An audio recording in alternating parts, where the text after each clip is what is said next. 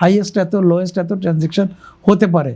এটা একটা একাডেমিক বিষয়, কিন্তু এই জিনিসটা ক্লিয়ার হওয়া দরকার যে এই ট্রানজ্যাকশন প্রোফাইল যদি ব্যাংকের কাছে সই করে জমা দেওয়া থাকে, তাহলে আপনার ওই ট্রানজ্যাকশনকে আপনি যারা বলছিলেন। এই যে নির্বাচনের সময় প্রার্থীদের নগদ টাকা উত্তোলন কি শিল্প উৎপাদনমুখী বিনিয়োগে নেতিবাচক প্রভাব ফেলছে?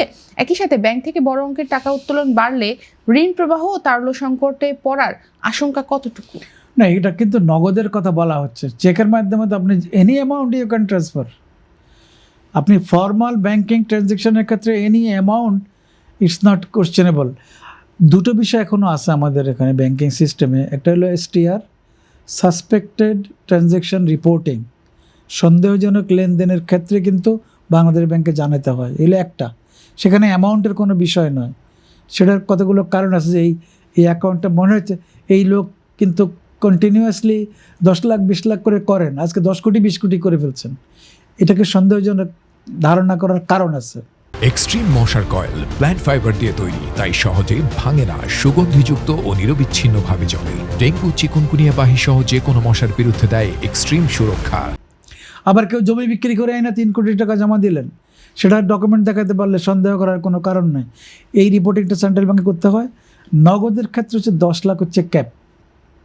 আপনাকে নির্বাচনকালীন সময় নাকি? না, এটা সবসময় 10 লাখ টাকা ক্যাপে, এর উপর 11 লাখ হলে এটা আপনাকে রিপোর্টিং করতে হবে। এটা হলো সিটিআর, ক্যাশ ট্রানজ্যাকশন রিপোর্টিং।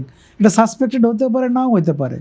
আর 1 লাখ টাকা তুললে কিন্তু ব্যাঙ্কগুলো টেলিফোন করে যে আপনি কি 1 লাখ টাকার চেকে টাকা তুলছেন, কাউকে দিয়েছেন, ক্যাশ তুলতে আসছে। অ্যাকাউন্ট টু অ্যাকাউন্ট ট্রান্সফার ক্লিয়ারিংয়ের জন্য এটা নয়। তো যেটা আপনি বলছেন সেটা হচ্ছে যে এই সময়ে টাকার ট্রানজ্যাকশন বেশি হবে। আমি জানি না পরবর্তী আপনাদের কোনো যদি প্রশ্ন থাকে তাহলে সেটা হচ্ছে এইরকম সময় টাকা লেনদেন উত্তোলন বেশি হবে, কোনো সন্দেহ নাই। কারণটা আপনি জানেন, এই সময়ে সারা বাংলাদেশের প্রতি আনাচে কানাচে টাকার প্রয়োজনীয়তা দেখা দিচ্ছে।